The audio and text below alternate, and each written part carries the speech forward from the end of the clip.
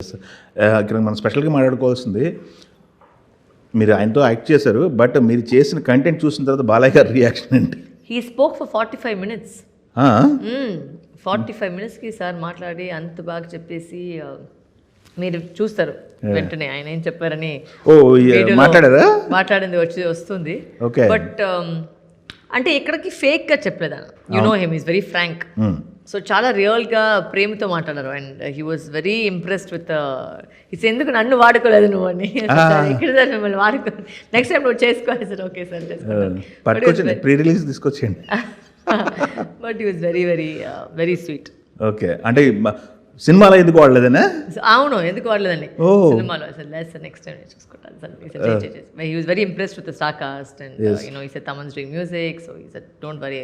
And ఆయనకి title చాలా నచ్చింది, సరస్వతి అనే టైటిల్ చాలా నచ్చింది. Very nice, very nice. దాంట్లోనే చాలా వైబ్ వస్తుంది. Okay, so he was very happy with that. Super అండి. మొన్న అదో ఎన్బికే 311లో క్యారెక్టర్ ఉందని చెప్పారు గోపి గారు, ఫైనల్ అయిపోయిందా మీకు? గోపి నాకేమో రాలేదు, మీకు స్టేజ్ మీద చెప్పేశారు కదా, స్టేజ్ మీద చెప్పేశారు కదా చేస్తుందా లేదని చెప్పారు. నాకు అసలు ఇంకా రాలేదు కదా గోపి సార్.